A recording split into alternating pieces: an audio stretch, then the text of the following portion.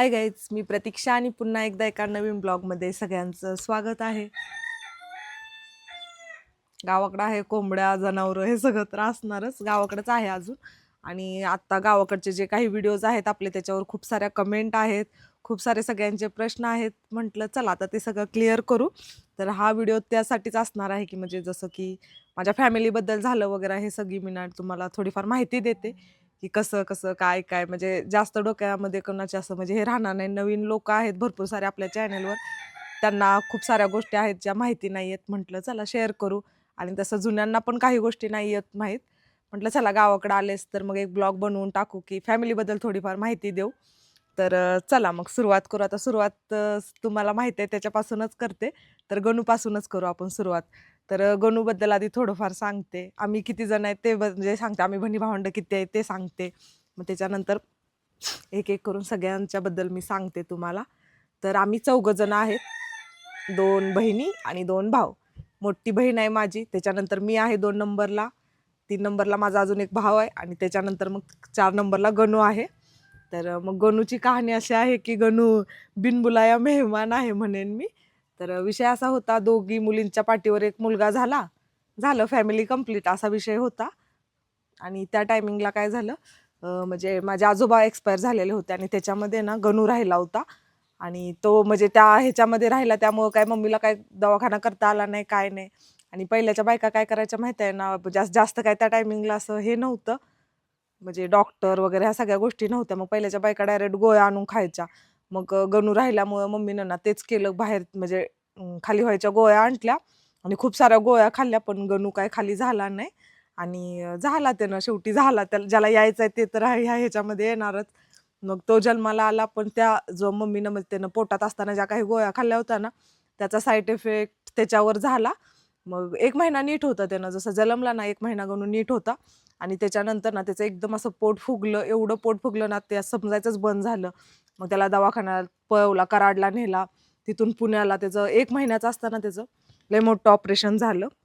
ह्याचं पोटासाठी म्हणजे लघवी वगैरे त्याची नीट होत नव्हती ना, त्याच्यासाठी त्याचं मोठं ऑपरेशन झालं पुण्याला. तो 4 महिने केम हॉस्पिटलला ॲडमिट होता. एवढं म्हणजे कमीत कमी 4-5 महिन्याचा ना त्यानं दवाखान्यामध्येच झाला म्हणेन मी, घरी तर नाहीच. 1 महिन्याचाच फक्त आमच्याजवळ होता.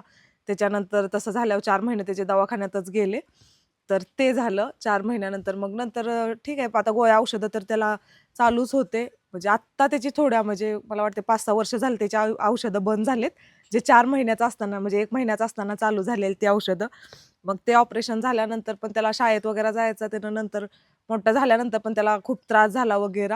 मग आत्ता अजून 5-6 वर्षाच्या खाली ना त्याचं अजून एक आम्ही मोठं ऑपरेशन करून घेतलं. त्याच्यानंतर आता त्याला काही त्रास नाही वगैरे, तो ठीक आहे. पण ती मम्मीनं केलेली एक चूक ना त्याला खूप महागात पडली. त्यानं एवढं लहानपणी औषधं वगैरे त्यानं कसं खाल्लं त्याचं त्याला माहिती, ते सगळं कसं बघितलं. त्यामुळे तो ना आमचा सगळ्यांचा असा लाडका आहे. घरामध्ये असं कोणाचा लाडका नाही त्यानं असा नाहीये. लहान आहे त्यामुळे पण लाडका आहे आणि त्यानं म्हणजे तसं हाल खूप झालेला आहे त्याचं. त्यामुळे गणू सगळ्यात लाडका आहे आमच्या घरामध्ये. त्यामुळे त्याच्यावर जास्त जीव बसतो की त्याचा हाल लय बघितलेला आहे आम्ही. त्यामुळं मग गणूचा विषय असा आहे. पण आता सगळं ठीक आहे, त्यानं ठीक आहे. पण लहानपणी खूप त्यानं हे केलंय, सहन केलंय. तर गणूचा विषय झाला. आणि त्याच्यानंतर माझा दुसरा भाऊ गणूपेक्षा मोठा, माझ्यापेक्षा लहानच आहे. मी 2 नंबरचे. माझ्या पाठीवर दोन्ही भाऊ आहेत. मग रोहन नाव आहे त्याचं. तो सध्या आहे पुण्याला. तो तुम्हाला माझ्या व्हिडिओमध्ये दिसला नाही, काय नाही. त्याचं कारण पण सांगते. मागच्या वेळी मी आलेले ना, त्या टायमिंगला माझ्या बँकेच्या कामासाठी आलेली आणि लई घाईमध्ये आली होती. त्यामुळे मला फिक्स नव्हतं की मी किती दिवस राहणार आहे. माझं बँकेचं काम झालं की जायचं होतं, कारण बालाजीचं पण तिकीट काढलेलं त्या टायमिंगला. त्यामुळे मग त्या टायमिंगला पण त्याचं भेटणं झालं नाही. आणि आत्ता पण आले, 1 महिना राहिले, 1 महिन्याची सुट्टी काढून आले. पण सध्या त्याचा कोर्स कंप्लीट झालाय. त्यानं इंटरव्ह्यू देतोय. त्याचे इंटरव्ह्यू वगैरे चालू आहेत. त्यामुळे आत्ता पण त्याला येता येईना गेलंय मला भेटायला. त्यामुळे अजूनपर्यंत त्याच्याशी माझं भेटणं झालेलं नाहीये. तर त्यामुळे त्याच्याबद्दल काही तुम्हाला जास्त सांगू पण शकत नाही, कारण तुम्ही त्याला अजून बघितलेलंच नाही. तर विषय त्याचा असा आहे. आता त्याच्यानंतर मी आहे. मला तर तुम्ही ओळखताय, माझ्याबद्दल तर तुम्हाला माहिती आहे. त्यामुळे माझ्याबद्दल तर मी काही तुम्हाला सांगत नाही. आता माझ्या बहिणीच्याबद्दल सांगते, मोठ्या बहिणीच्याबद्दल. आता गणूच्या म्हणजे व्हिडिओजवर जे गणूचे व्हिडिओ बघतायत ना त्यांना माहिती आहे. गणूच्या व्हिडिओजवर खूप साऱ्या कमेंट आलेल्या आहेत, की तुझी मोठी बहीण आणि प्रतीक्षा दीदी बोलत नाहीत का वगैरे, वगैरे. तर त्यांना पण हे वाटणं साहजिकच आहे, कारण अजून आमच्या दोघींचीही भेट झालेली नाही बहिणींची. तर त्याचा विषय पण असाच आहे. मागच्या वेळी मी गडबडीमध्ये आलेले, त्यामुळं माझं थांबणंच म्हणजे फिक्स नव्हतं किती दिवस आहे वगैरे. त्यामुळे तेव्हा पण आमची काही भेटगाठ झालेली नाही, काय नाही. यावेळी महिन्याचा प्लॅन करून आले होते, पण विषय असा झाला होता तिचं बालाजीचं तिकीट होतं आणि मेन म्हणजे तिचे सासरे खूप जास्त आजारी होते.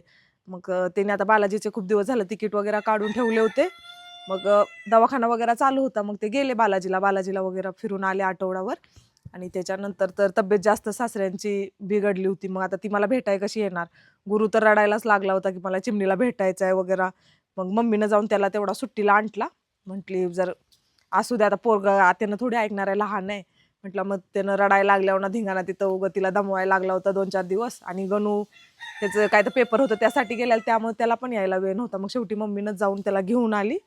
तर मग त्यामुळे गुरु आला होता आणि दीदीचा विषय असा झाला, की सासरे आजारी असल्यामुळे तिला पण काही येता आलं नाही आणि आज कोण वार आहे? आज शनिवार आहे. शनिवारच आहे ना? हां, शनिवारच आहे आज. शुक्रवार, गुरुवारी ना दीदीचे सासरे एक्सपायर झाले. त्यामुळे मग आता अजून पण हे नाही. आता आज माती आहे. मम्मी मातीला गेले, गणू वगैरे मातीला गेलेत. त्या दिवशी दहन द्यायला चिमणीचे पप्पा गेले होते. मी काही चिमणीच्यामुळं गेले नाही कारण का तर नको म्हटलं. ती राहणारच नाही तशा कालव्यामध्ये आणि मला स्वतःलाच खूप जास्त भीती वाटते अशा ठिकाणी जायला. रडतेत वगैरे माझं काय जसं हे होतं.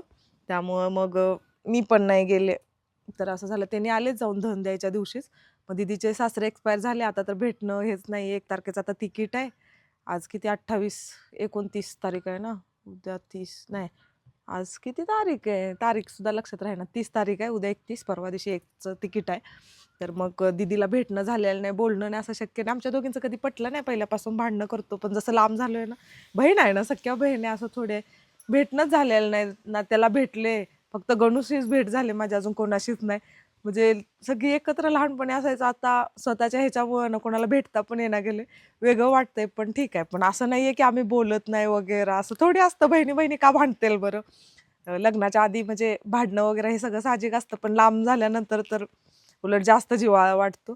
पण ती तिच्या कारणामुळे आम्हाला भेटता नाही आलं. तिच्या सासऱ्यांची तब्येत पण खराब होती. तिचं बालाजीचं ट्रिप वगैरे त्या सगळ्यामध्ये एकही दिवस आम्हाला भेटायला भेटलं नाही. फक्त मी गुरुला खूप दिवस झालं बघितलं नव्हतं, काय नव्हतं. त्याला पण चिमणीला भेटायचं होतं. त्यामुळे मम्मीच्या मागं लागून त्याला पण 2 दिवसच आणलं. 2-4 दिवस त्यानं राहायला एन्जॉय केला. तोपर्यंत आता असं झालं मग त्याला तर तिकडे नेलंच पाहिजे, आजोबा आहेत शेवटी त्याचे. मग त्या दिवशीच धन द्यायला गेले होते ना चिमणीचे पप्पा आणि गणू त्यांच्यासोबतच त्याला पण पाठवून दिला. त्यामुळे त्याच्यासोबत पण जास्त राहता नाही आलं. तर दीदीचा विषय असा. त्यामुळे असं नाहीये की दीदीसोबत म्हणजे बोलत नाही वगैरे. ठीक आहे आता काय करू शकत नाही. म्हणजे काही गोष्टी अशा असतात की त्याच्यामध्ये आपलं काही चालत नाही ना. त्यामुळे ठीक आहे आता ते आजारीच होते. दीदीचे सासरे खूप दिवस झाले आजारी होते. त्यामुळे तिला पण येता येईना गेलं होतं. असं बरोबर पण नाही वाटत ना, एवढी त्यांची तब्येत खराब आहे आणि असं येणं वगैरे. आता आम्ही सगळे राहतोय, ती व्हिडिओ बघते, तिला पण वाटतंय की हां, यावं वगैरे. रोज व्हिडिओ म्हणजे फोन करून, "हां, तुम्ही असं केलं, तसं केलं." व्हिडिओ बघू-बघू तिचं चालू असतं. पण आता काय नाही, मजबुरी का तर ते असं दीदीचा विषय असा. आता आमच्या चौघांच्या बद्दल तर तुम्हाला कळालंय. आम्ही चौघे बहीण-भावंड आहोत आणि आमच्या सगळ्यांची अशी अशी स्टोरी आहे. तर ठीक आहे, दीदीचं तसं माझं शिक्षण खूप झालंय. एम-एस-सी कंप्लीट आहे. पण 2 मुलांच्यामुळं आता ती गपचूप घरात आहे, असा विषय आहे. कारण लहान आहेत ना, मोठे झाल्यानंतर करेल काय तर. काही शिक्षण घेतलेलं कधी वाया जात नाही. सगळ्यात कमी शिकलेली मीच आहे आमच्या चौघांच्यामध्ये. माझी एम-एस-सी सॉरी माझीच बोलते, दीदीची एम-एस-सी कंप्लीट आहे. गणू शिकतोय, माझा दुसरा भाऊ पण आहे, तो पण शिकतोय. म्हणजे सगळ्यांचं ग्रॅज्युएशनच्या पुढं शिक्षण आहे. मीच आहे 12वी पास. पण सगळ्यात जास्त मीच हुशार आहे. असं द्या. तर असा विषय आहे आमचा आणि आता पप्पांच्या बद्दल सांगते. सगळ्यांच्या एवढ्या कमेंट असते पप्पांच्या बद्दल पण आणि मम्मीच्या बद्दल पण. मम्मी का व्हिडिओमध्ये येत नाही, पप्पा का व्हिडिओमध्ये येत नाही. तर मम्मीचा विषय मी सांगतेच, पण त्याच्या आधी तुम्हाला पप्पांचा विषय सांगते. तर खूप जणांचं असं असतं, की "पप्पांना का घेत नाहीस व्हिडिओमध्ये?" पप्पा असते ना माझे, तर मी नक्की व्हिडिओमध्ये घेतलं असतं. कारण का तर माझे लाडकेच होते पप्पा तेवढे. पण विषय असा आहे, की तुम्हाला दाखवते सांगण्यापेक्षा. पप्पा नाही आहेत माझे. किती 2011 मध्येच एक्सपायर झाले. डेट दिसते का तुम्हाला बरोबर? नाही. फ्रंटचा कॅमेरा चालू आहे ना, त्यामुळे तुम्हाला डेट दिसणार नाही. मी बॅकचा कॅमेरा करून दाखवते 1 मिनिट. हे आहेत माझे पप्पा आणि एक्सपायर डेट बघा. 2011 मध्येच ना त्याने एक्सपायर झालेले आहेत. त्यामुळे मी त्यांना व्हिडिओमध्ये घेत नाही आणि तसं मी भरपूर व्हिडिओमध्ये सांगितलंय, की मला पप्पा नाही येत. तरी पण काही जणांच्या कमेंट असतात, की "पप्पांना का घेत नाहीस? पप्पांना का घेत नाही?" कोणाला आवडणार नाही बरं? पप्पा असते तर नक्की घेतले असते. तर आता ठीक आहे, पप्पांना दाखवले, तर पप्पांची पण एक छोटीशी स्टोरी तुमच्यासोबत शेअर करते. कारण का आता आमचे पप्पा जाम कलाकार माणूस होते. तर जसं गणूचं ऑपरेशन झालं मी सांगितलं ना, त्याच्यानंतरच विषय असा होता, पप्पांना डोक्याच्या वगैरे गोळ्या चालू होत्या आणि गोळ्या संपल्या होत्या. आणि मग महाराज आमचे गोळ्या आणण्यासाठी गेले होते सांगलीला. मिरजच्या म्हणजे कृपामाई म्हणून आहे ना दवाखाना, तिथली औषधं चालू होती त्यांना. मग औषधं आणायला गेले होते आणि काय माहिती त्यांच्या दिमागात आलं, काय झालं आम्हाला काय कळलं नाही. पण त्यांनी ना रेल्वेखाली दोन्ही पाय दिलं होतं. बापरे! ते म्हणजे तो सीन जाम डेंजर होता. तर दोन्ही पाय ना म्हणजे ट्रेनच्या आडवं झोपलं आणि नंतर ट्रेन यायच्या टायमिंगला पाठीमाग सरकाय गेलं, पाय अडकले होते. गुडघ्याच्या वरूनच दोन्ही पाय गेलं होतं त्यांचं.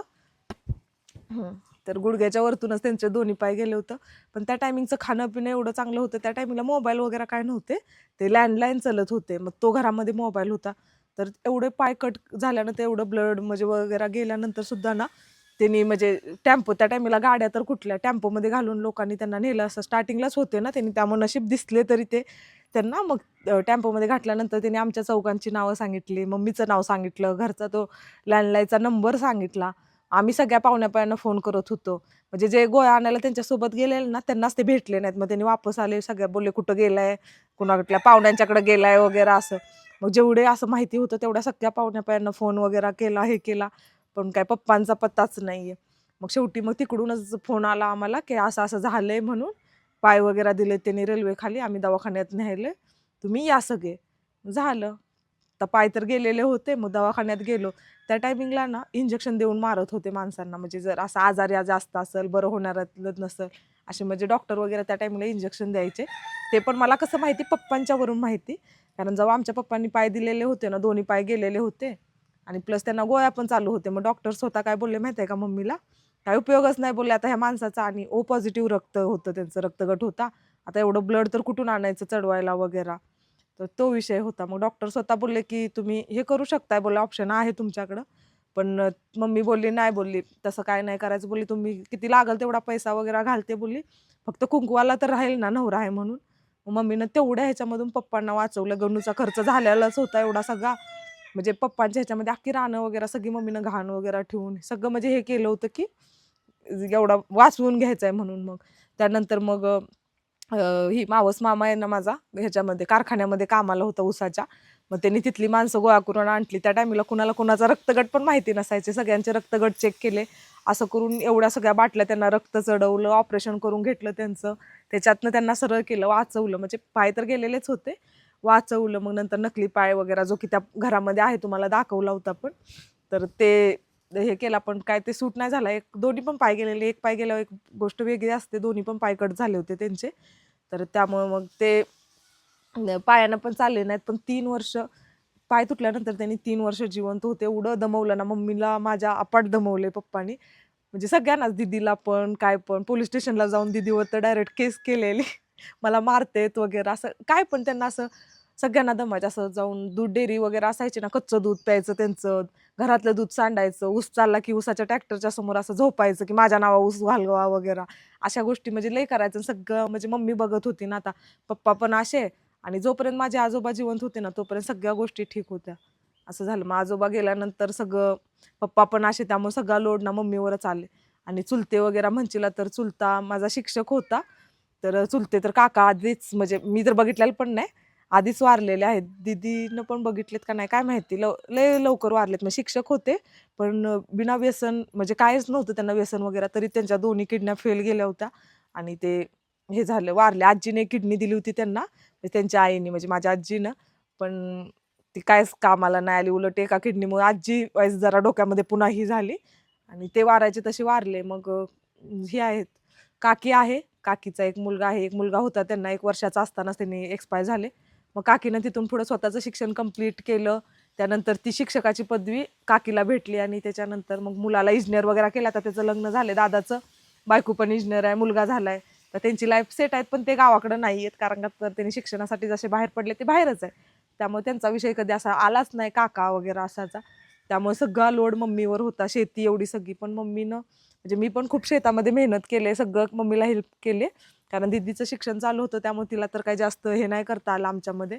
पण मी खूप जास्त मेहनत केली मम्मीसोबत, सगळी शेती वगैरे पुन्हा सगळ्या गोष्टी सोडवून घेऊन आज म्हणजे काही जाऊन दिलेलं नाही. जेवढं होतं तेवढ्या सगळ्या गोष्टी अजूनपर्यंत आम्ही टिकवून ठेवलेत. मम्मीनं वगैरे खूप मेहनत केली. तर पप्पांचा विषय असा होता, त्या 3 वर्ष दमवल्यानंतर मग पप्पा पुन्हा आजारी पडले. पण म्हणजे एक गोष्ट शिकवून गेले मी म्हणेल जाता-जाता. म्हणजे पप्पांनी एवढं दमवलं मी सांगू पण शकत नाही, एवढ्या-एवढ्या गोष्टी केल्यात ना त्यांनी. असं जेवायला सुद्धा नको वाटायचं. लाड माझा करायचे फक्त, पण बाकीच्यांना एवढे चिडचिड करायचे. पण त्यांचं जे असं वागणं होतं ते बघून मी सुद्धा घाबरायचे त्यांच्याजवळ जायला. आधीच पाय नव्हते म्हटलं, आधीच घाबरायचे. ती गोष्ट वेगळीच होती. तर मग तसा विषय त्यानंतर ना असं मरताना ना त्यांनी एक मोठा म्हणजे असं हे देऊन गेले. आजारी होते आणि त्यांना दवाखान्यात न्यायचं होतं. त्यासाठी ना मम्मीनं अंघोळ वगैरे घातली त्यांना आणि असं हे करत होती, कपडे वगैरे घातली, चहा बिस्किट वगैरे दिलं त्यांना खायला. त्याच्यानंतर ना अचानक त्यांना काय झालं काय माहिती नाही. त्यांनी मम्मीला डायरेक्ट बोलले, की म्हणजे मम्मीचं नाव माझ्या संतोषी आहे ना, "संतोषी, मी लय आयुष्यामध्ये म्हणजे असं केलं, नीट नाही राहिलो वगैरे, तुला खूप जास्त त्रास दिला वगैरे." असं खूप साऱ्या गोष्टी म्हणजे मी आयुष्यात म्हणजे मम्मीसोबत केल्या ना, त्या अचानक तिला बोलायला लागले. मग मम्मी रडायली डायरेक्ट कारण त्या सगळ्या गोष्टी तिला आठवल्या. मम्मी बोलली, "आता का तुम्ही ह्या सगळ्या गोष्टी बोलताय? जाऊ द्या, झालं ते झालं. तुम्हाला कळालं ना, तेच महत्वाचं आहे." आणि झालं एवढंच बोललं आणि तिथंच मम्मीच्या मांडीवरच होतं आणि मांडीवरच मम्मीचा जीव सोडला पप्पांनी. ती गोष्ट म्हणजे आमच्या समोरच झालेली ना, म्हणजे माणसं बोलतात ना, मरण कळतं माणसाला. ते त्या टायमिंगला कळलं, की खरंच मरण कळतं. जो माणूस आयुष्यात एवढं सगळं दमवलाय, हे केलाय, तो मरताना एवढी सगळी माफी मागून जातोय म्हणजे मरण कळल्याशिवाय माफी मागतोय का? त्यामुळे म्हणजे किती जरी झालं ना, असं त्रास नाही द्यायचा मी तर म्हणते. कारण नंतर पश्चाताप करून उपयोग नाहीये ना. जोपर्यंत माणूस जिवंत आहे तोपर्यंत त्याला नीट हे केलेलं चांगलं आहे ना. काय मम्मा तुझं? काय झालं? ये. अंडी माझी चिमणी आली गे, चिमणी आली गे. हा पप्पा बोलवायले, तू इकडे पळून आलीस का? तर पप्पांचा विषय हा आहे. तर त्यानंतर मग पप्पा एक्सपायर झाले, पण एक चांगली शिकवण देऊन गेले मी म्हणेन. कारण त्यांना जे मरण कळलं ना, त्याच्यातून आम्हाला आयुष्य जगण्याचा थोडाफार सल्ला भेटला होता. तर पप्पांचा विषय असा झाला. आता सगळ्यात शेवटी मी माझ्या मम्मीबद्दल सांगते तुम्हाला 1 मिनिटं. व्हिडिओ लय मोठा झालाय, पण मी अख्खी माहिती ह्याच्यामध्ये देण्याचा प्रयत्न केलाय. त्यामुळे नक्की बघा. पुन्हा-पुन्हा तुम्हाला प्रश्न नाहीत पडणार माझ्या फॅमिलीबद्दल. खूप साऱ्या गोष्टी सोसलेल्या आहेत. तर त्याच्यानंतर मग ही स्माईल भेटलेली आहे. आहे ना? मला माझी चिमणी भेटलेली आहे. तर थांबा, चिमणीला पोहोच करते आधी पप्पाजवळ आणि मग मी बोलते ना. ती पोरगी मला बोलून देणार नाही 1 मिनिटं. या बाय कर चिमणी. हां, मी चालले हो म्हणा. मम्मी बोलते माझी आहे ना? हां. चला चिमणीला दिलं तिच्या पप्पांच्याकडं. तर चला आता मी माझ्या मम्मीबद्दल सांगते तुम्हाला. आता सगळ्यांच्या खूप साऱ्या कमेंट येतात, की मम्मीला का व्हिडिओमध्ये घेत नाहीत, जरा मम्मीला पण दाखवत जा वगैरे. तर विषय असा आहे माझ्या मम्मीनं आयुष्यामध्ये खूप जास्त अशी मेहनत केलेली आहे म्हणेन. सगळ्यांचं शिक्षण झालं, एवढं सगळं पप्पांचं, गणूचं, खूप साऱ्या गोष्टी म्हणजे कसला सपोर्ट नाही, काय नाही. एकटीनं बाई माणसानं एवढं सगळं करणं खूप म्हणजे ह्याचं काम आहे. आणि त्याच्यानंतर आत्ता जेव्हा पोरं कुठं जॉबला लागायचं टाईम आलंय, शिक्षण पोरांचे कंप्लीट व्हायलेत. म्हणजे चांगले दिवस थोडक्यात म्हणे मी चांगले दिवस यायच्या टायमिंगला ना, तिचं शरीर काम करायचं बंद व्हायले.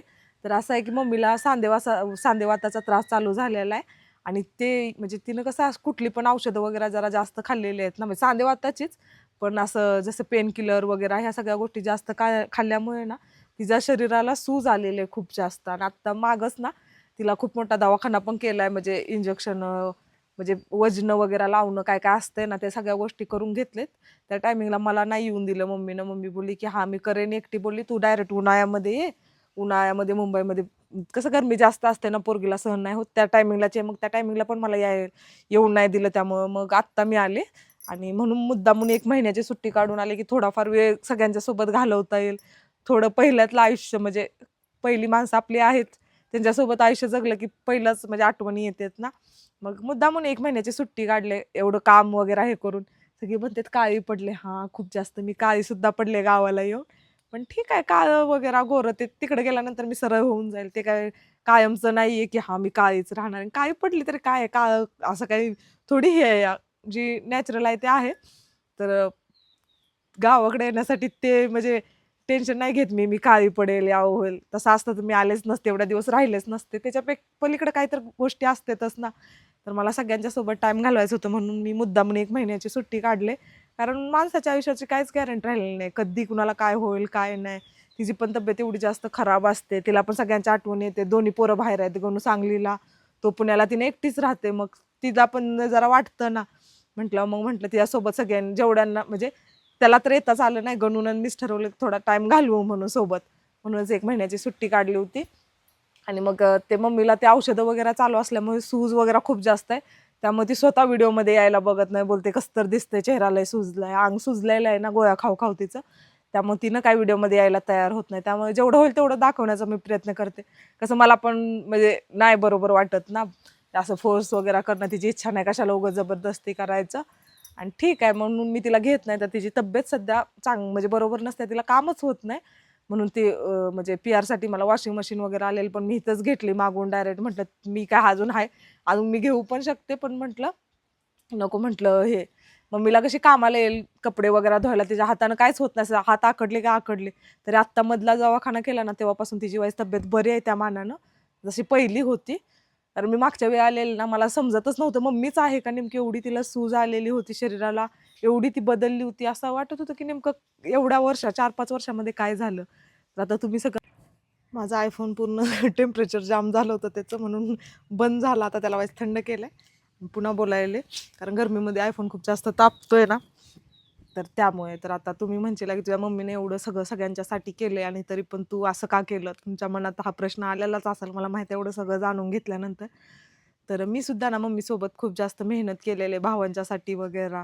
खूप सारं म्हणजे कष्ट घेतलेलं आहे मी पण. असं नाही की असंच, म्हणजे माझ्या बोलण्यामधून लोकांना थोडंफार जाणवतं की हा एवढं कसंही बोलू शकते. जेव्हा अनुभव येतात ना माणसाच्या आयुष्यात खूप सारे, तेव्हाच त्याला बोलायचं सुचतं आणि एवढ्या सगळ्या गोष्टी त्याला माहिती होतात. तर आयुष्यामध्ये खूप सारे अनुभव घेतलेले आहेत. आणि हां, चुकी झाल्या. मी आयुष्यात खूप खूप खूप म्हणजे मी बोलू पण शकत नाही, एवढी मोठी चुकी केलेली आहे. पण ती चुकी चिमणीच्या पप्पांच्या सोबत लग्न करून नाही केलेली. तर एक वय असतं, त्या वयामध्ये ना योग्य निर्णय नाही ना घेतला तर आयुष्याची वाट लागते. तर तेच काही माझ्यासोबत झालेलं आहे. आताची म्हणजे मुलं जी आहेत ना, ते त्यांच्या आयुष्यात एवढे छान छान निर्णय घेतात ना, म्हणजे मी विचार करते की खरंच असं जर आपण विचार केले असते तर आज काही लाईफ वेगळीच असते. तर असं असते. पण मी अशा एवढ्याच गावापुरती ना मर्यादित राहिलेले, गावाबाहेरचं काही ज्ञान नाही, काय ज्ञान नाही. म्हणजे त्या टायमिंगला मी माझ्या आयुष्यात चुक्या केलेल्या आहेत. कारण मी एवढी हे नव्हती की मला माझ्यासाठी काय चांगलं आहे, वाईट आहे, माणसं कशी असतात, कसं नाही, हे ओळखण्याचं ज्ञानच नव्हतं. ती एक चुकी केली, त्या आयुष्यात चुका होत गेल्या, होत गेल्या, होत गेल्या. आणि त्याच्यातून म्हणजे मी खूप साऱ्या गोष्टी आहेत ज्या तुमच्यासोबत शेअर नाहीत केलेल्या. एक वेळ येईल त्या टायमिंगला मी ती गोष्ट तुमच्यासोबत नक्की शेअर करेन आणि त्यानंतर तुम्हाला समजेल की माझ्या आयुष्यात एवढ्या सगळ्या गोष्टी घडलेत नेमक्या कशा. तर ठीक आहे, कोणाला नाही वाटत की कोणाला दुखवावं वगैरे. खरं तर मी घेतलेल्या निर्णयामुळंच ना मी आज हॅप्पी आहे म्हणेन मी. चुका होत गेल्या, पण त्याच्यानंतर मला कळालं की माझ्यासाठी काय योग्य आहे, काय नाही. माणसाला ओळखाय शिकलं की झालं, समजलं. दुनियादारी सगळी समजून घेतली आणि त्यामुळे मग माझ्या आयुष्यात एवढे सगळे गोंधळ आहेत आणि त्याच्यानंतर सुद्धा मी एवढी हॅप्पीली खुश आहे. चिमणीच्या पप्पांच्यामुळे म्हणेन, खूप जास्त सपोर्टिव्ह आहेत ते. खूप जास्त सपोर्ट आहे त्यांचा मला. चिमणी सगळ्या गोष्टीमुळे मी आज हॅप्पी आहे. पण आयुष्यामध्ये खूप सारे गोष्टी बघितलेल्या आहेत, खूप सारे दिवस सहन केलेले आहेत. असं नाहीये की ही जी तुम्हाला दिसते आता, मी सगळ्यांना वाटते हा एवढी व्हायरल आहे, अख्खा महाराष्ट्र ओळखतोय वगैरे. ही तर आत्ताच आयुष्य आहे, पण त्याच्या आधीचं आयुष्य ना खूप म्हणजे असं खडतर गेलेलं आहे. खूप साऱ्या गोष्टी अशा शेअर नाही करू शकत आहे ना, खूप सारे पर्सनल असतात गोष्टी ज्या आपल्याला नाही मांडता येत.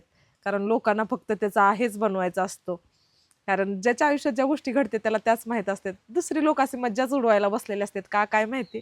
पण ठीक आहे, मी खुश आहे. माझी लाईफ म्हणजे कुणाच्या बोलण्यानं मला काय आता फरक पडत नाही. स्ट्रॉंग झाले मी खूप जास्त. त्यामुळे कोणी कितीही काय बोललं, कुणाला काय जरी मत मांडायचे आहेत आपापले, दिलेलं आहे मांडा वगैरे. पण मी माझ्या आयुष्यात खूप काही शिकलेले आहे.